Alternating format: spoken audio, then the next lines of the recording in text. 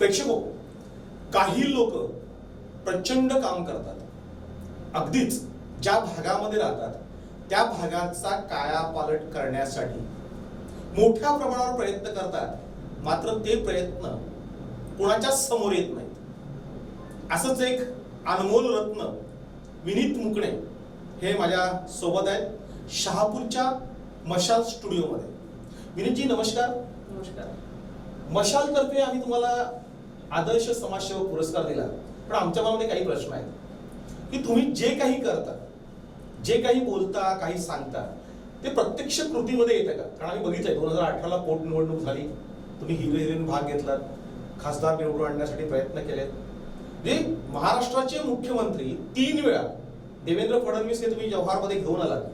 प्रत्यक्षात जव्हारचे जे प्रश्न आहेत, जे 200 बेडचं हॉस्पिटल असेल, आमचं रेल्वे असेल, आदिवासींचे प्रश्न असतील, या संदर्भात नेमकी तुमची भूमिका काय? पहिल्यांदा मशाल स्टुडिओमध्ये बोलवल्याबद्दल मी आपलं आभार मानतो। 2018ला जी पालघरची पोटनिवडणूक झाली, त्या पोटनिवडणुकीत खासदार राजेंद्र गावित यांना भाजपचं तिकीट दिलं। त्या तिकीट मिळण्यापासून ते निवडून येईपर्यंत मी या सगळ्या गोष्टीचा साक्षीदार आहे। महाराष्ट्राचे पहिले मुख्यमंत्री देवेंद्र फडणवीस असे आहेत जे सुधाकरराव नाईक साहेबांनंतर जव्हारला येणारे पहिले मुख्यमंत्री आहे। त्यांनी 2018 ते 2019 या 1 वर्षात तब्बल जव्हारला 3 वेळा भेट दिली। 3 वेळा भेट देत असताना त्यांनी जव्हारबद्दल एक त्यांच्या मनातली ब्लूप्रिंट तयार केली। त्यानुसार त्यांनी मला सांगितलं की जव्हारला आपल्याला काय काय करता येईल। सगळ्यात पहिली मागणी होती जव्हार पर्यटन दृष्टीने सक्षम होण्यासाठी त्यांनी क वर्गातून आपल्याला जव्हारला ब वर्ग दर्जा दिला। ब वर्ग दर्जा देत असताना त्यांनी आपल्याला जव्हारला निधी भरभरून निधी कसा येईल यासाठी शासन स्तरावर, जिल्हा स्तरावर, डीपीडीसी अनेक योजनांमधून पैसे दिले। पण आजपर्यंत जव्हार पर्यटन दृष्ट्या सक्षम होण्यासाठी ज्या नेतृत्वाची गरज आहे, ते नेतृत्व आम्हाला आजपर्यंत झालेलं दिसत नाही।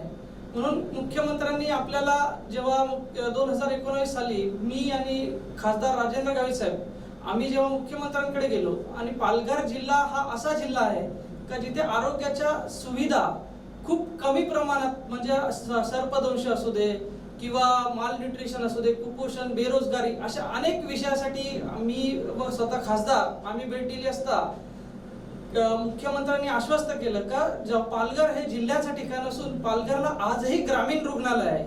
तिथे 300 खाटांचं रुग्णालय मंजूर करून शासकीय महाविद्यालय होण्यासाठी मुख्यमंत्र्यांनी केंद्राकडे प्रस्ताव पाठवला होता। त्या प्रस्तावाला मागच्या अर्थसंकल्प अधिवेशनात स्वतः मुख्यमंत्र्यांनी जाहीर केलं की ते पालघरला 300 खाटांचं रुग्णालय व महाविद्यालय होण्यासाठी निधी वर्ग करण्यात आला। परंतु जव्हार हे एक अत्यंत पालघर जिल्ह्यातलं रिमोट असं गाव आहे, आणि जव्हार हा ठाणे जिल्ह्यातनं उपजिल्हा म्हणून 1992 साली सुधाकरराव नाईक साहेबांनी जव्हार खूप रिमोट प्लेस आहे, वावरवांगणीसारखा बालमृत्यूकांड जव्हार या तालुक्याला झाला होता, त्याची दखल युनेस्कोने घेतली होती। त्यानंतर जव्हारला काही कार्यालय, अप्पर जिल्हाधिकारी कार्यालय, त्याच्यानंतर रेशनिंगच्या संदर्भातलं कार्यालय, त्याच्यानंतर रस्त्यासाठी PWD, असे अनेक कार्यालय जव्हारला उपजिल्हा म्हणून मुख्यालयात आणले। परंतु त्यावरही भागलं नाही, म्हणून मुख्यमंत्री सुधाकरराव नाईक हे 1993ला जव्हार जिल्हा घोषित करणार, परंतु त्यांची मुख्यमंत्री म्हणून शरद पवार साहेब झाले। त्यानंतर जव्हारचा जो प्रश्न आहे, तो जव्हारचा प्रश्न शरद पवार साहेब मुख्यमंत्री झाल्यानंतर खूप अंशी त्यांनी सोडवायचा प्रयत्न केला। परंतु 2013ला पालघर हे ठाणे जिल्ह्यातून वेगळं करून पालघर मुख्यालय तयार केलं।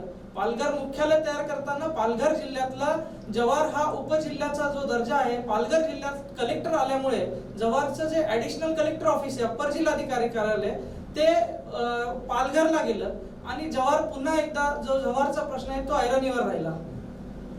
बरोबर। पण आता हे कार्यालय होणार की नाही? जव्हारला अप्पर जिल्हाधिकारी कार्यालय हे आता मुख्यमंत्री उपमुख्यमंत्री साहेबांनी मागच्याच आठवड्यात जव्हारला अप्पर जिल्हाधिकारी यांना पूर्ण वेळ बसण्यासाठी आणि काही त्यांचे अधिकार देण्यासाठी मागच्या आठवड्यात खासदार साहेब व विवेक पंडित साहेब यांनी मुख्यमंत्र्यांची भेट घेतली. उपमुख्यमंत्र्यांना समजून सांगितल्यानंतर उपमुख्यमंत्री आणि मुख्यमंत्र्यांनी निर्णय घेतला की जव्हारला आपल्याला कार्यालय हे कायमचं अपर जिल्हाधिकार्यालय करून जव्हार, मोखाडा, विक्रमगड, वाडा अशा 4 तालुक्याचा कारभार हा जव्हार मधून झाला पाहिजे म्हणून मागच्या आठवड्यात आश्वस्त केलं. परंतु 200 खाटांचं रुग्णालय 2019 साली तत्कालीन मुख्यमंत्री देवेंद्र फडणवीस साहेबांनी मंजूर केलं. त्यानंतर जव्हारला जागेसाठी 25 एकर जागेसाठी जव्हारचे राजे महेंद्रसिंग मुकणे यांनी स्वतःहून देण्याची इच्छा व्यक्त केली. पण आजपर्यंत 2 वर्षानंतरही जव्हारच्या रुग्णालयाचा जो जागेचा प्रश्न आहे तो अजूनही प्रलंबित आहे. 90 कोटी रुपये हुडको मधून आपल्याला तत्कालीन मुख्यमंत्र्यांनी मंजूर करून दिलेले आहे. त्याच्यानंतर जव्हारचे आर्किटेक्ट, प्लान, एस्टिमेट सर्व तयार आहे. फक्त जागे अभावी हे 3रं वर्ष आहे का आलेले पैसे आपल्याला परत सरकारकडे पाठवण्याची वेळ या मार्च मध्ये येईल.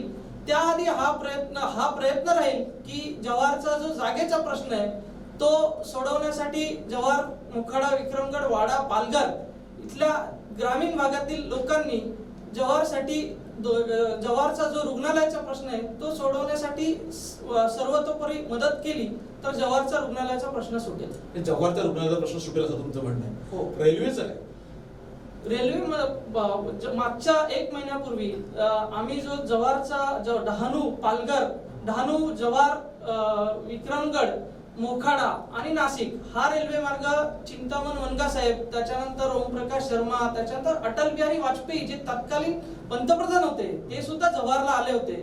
पण या भागाचा 2दा सर्वेक्षण झालं आणि हा सर्वेक्षणात हा जो मुद्दा होता की जव्हार, डहाणू आणि नाशिक हा रेल्वे मार्ग तोट्यात आणि 196 किलोमीटरचा खूप मोठा रेल्वे मार्ग होणार नाही आणि त्याचं फिजिबिलिटी रिपोर्ट हा निगेटिव्ह आल्यामुळे हा रेल्वे मार्ग बंद करण्यात आला.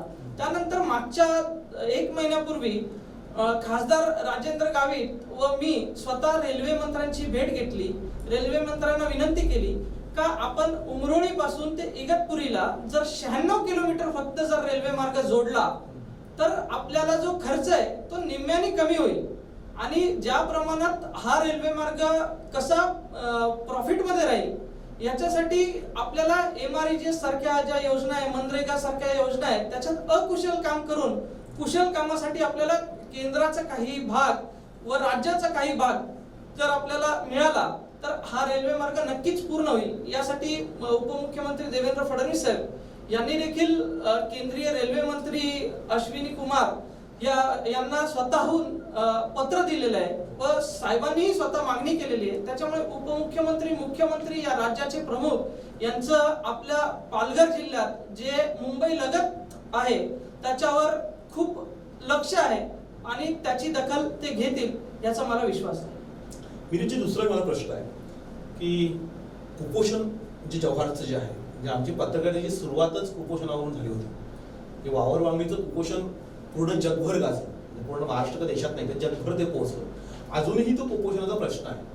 कुपोषणाचा जो मूळ मुद्दा आहे, शासनाच्या लेवलला शासन प्रयत्न करत असतं का तिथे काही प्रमाणात आपण रोजगार उपलब्ध करून द्यावा, त्याच्यानंतर रस्ते झाले पाहिजे, मूलभूत सुविधा ज्या अन्न, वस्त्र, निवारा ह्या शासन पूर्ण करण्याचा प्रयत्न करत आहे.